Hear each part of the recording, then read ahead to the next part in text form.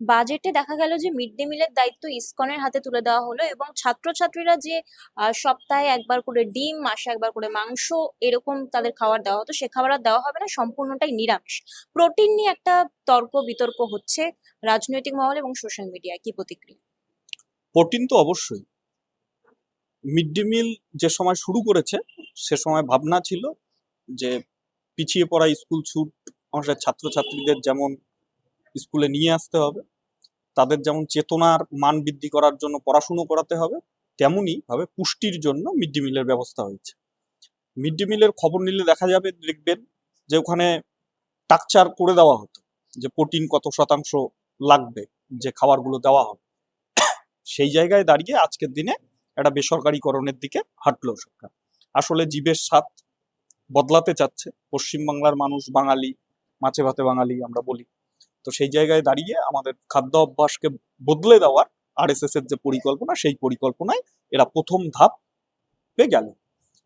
দ্বিতীয় কথা হচ্ছে হলো মিড ডে মিল একটা সরকারি প্রকল্প, এই প্রকল্প বেসরকারিকরণের দিকে চলে গেল, একটা বেসরকারি সংস্থার হাতে তুলে দেওয়া হলো খাদ্য দায়িত্ব। সেই জায়গায় দাঁড়িয়ে মিড ডে মিলে যারা রান্না করতো, মিড ডে মিল ওয়ার্কার, তারা কর্মহীন হলো। কোনো ধরনের টেন্ডার নেই। সরকারি একটা কাজ বেসরকারি কোনো জায়গায় দিতে গেলেও টেন্ডার করতে হয়, কিন্তু মুখ্যমন্ত্রী বা মুখ্যমন্ত্রীর দল তারা মনে করেন যে আমার প্রিয় লোক, কাছের লোক, তাকে দিয়ে দাও। মমতা ব্যানার্জি যে লাইনে হেঁটে পশ্চিমবঙ্গের 12টা বাজিয়েছেন, ঠিক একই লাইনে শুভেন্দুবাবুও হাঁটা শুরু করেছেন। আসলে হাঁটবেনও না বা কেন, কারণ পশ্চিমবাংলায় 2011 থেকে 26 যে দলটা সরকার পরিচালনা করেছে, তৃণমূল কংগ্রেস, তাকে পরিচালিত করতো নাগপুর থেকে। নাগপুর যা বলতো তাই তিনি করতেন। আজকের দিনে দাঁড়িয়ে বিজেপি সরকার পশ্চিমবাংলায় পরিচালনা করছে, সেটাও নাগপুর থেকে পরিচালিত হচ্ছে। কাজেই এই বাজেট, এই ধরনের ঘটনা আমরা অবাক নই, কারণ আমরা বামপন্থীরা জানতাম যে এই ধরনেরই পদক্ষেপ উনি গ্রহণ করবেন। এবার এই পদক্ষেপ যখন উনি গ্রহণ করছে, তখন আমাদের লড়াইয়ের রাস্তায় থাকতে হবে, মানুষকে নিয়ে থাকতে হবে, ছাত্রছাত্রীদের স্বার্থে থাকতে হবে।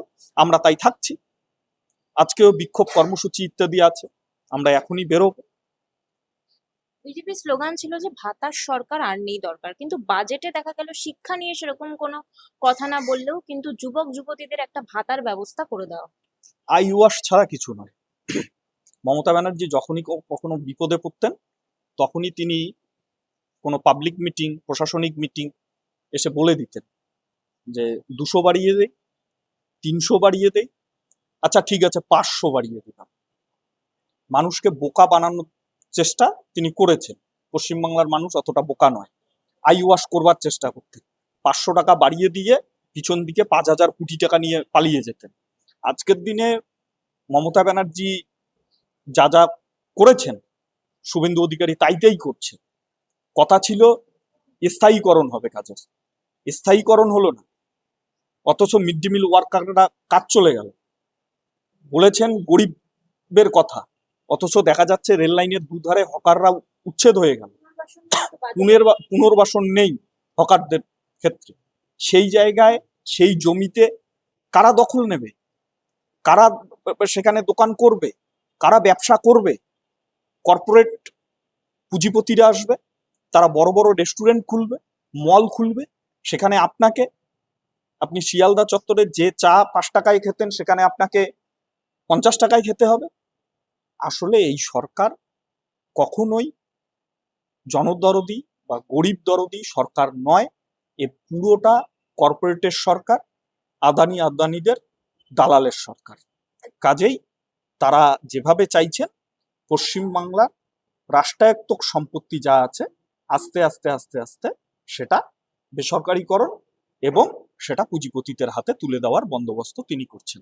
একদম। ভাতার ক্ষেত্রে যে বিষয়টা আমি বললাম, ভাতার ক্ষেত্রে বলা হয়েছে যে অন্নপূর্ণা যোজনা যদি কেউ কোনো ফ্যামিলিতে কেউ পায়, সেক্ষেত্রে বেকার ভাতার বিষয়টা কিন্তু সেই ফ্যামিলিতে পাবে কিনা সেটা নিশ্চিত করা হচ্ছে না, কারণ সরকার থেকে বলেই দেওয়া হয়েছে ভাতা যে কেউ একজন পাবে। তাহলে যখন সরকার ক্ষমতায় আসার আগে বলেছিল যে তারা ভাতা দেবে, বেকার ভাতা বাড়িয়ে দেবে, সেটা কিন্তু এখন অনিশ্চয়তার দরজায় গিয়ে দাঁড়িয়েছে যে আদৌ কি পাওয়া যাবে এখানে। সেটা অলরেডি অক্টোবর পর্যন্ত টানা হয়েছে, বা তারপরেও কি সম্ভব দেওয়া? আই ওয়াশ প্রথমেই বললাম, ভোটের সময় আমরা লক্ষ্য করেছি বিজেপির যারা কর্মী সমর্থক ছিলেন, নেত্রীরা ছিলেন, তারা বাড়ি বাড়ি গিয়ে মহিলাদের একটা ফর্ম বিলি করতেন, যেটা অন্নপূর্ণার ফর্ম। আপনারা ফিল আপ করলে আপনারা বিজেপির সরকার হলে মাসে 3,000 টাকা পাবেন। সরকারটা হওয়ার পরে সেই ফর্মটা হয়ে গেল 12 পাতার, তারপরে 13 পাতার হয়ে গেল। আসলে এদের মূল মানসিকতা হলো জনগণকে জনগণকে মোড় ঘুরিয়ে দেওয়ার জন্য পরিকল্পনা করছেন। মানুষ এতটা বোকা নয়, মানুষ বুঝতে পারছে। আপনি বললেন বেকার ভাতা, আপনি বললেন অন্নপূর্ণা ভান্ডার, আপনি ইত্যাদি ইত্যাদি অনেক কথা বললেন। আজকের দিনে এসে বলছেন একজন পাবে। তাহলে পশ্চিমবাংলার ক্ষেত্রে কি হবে?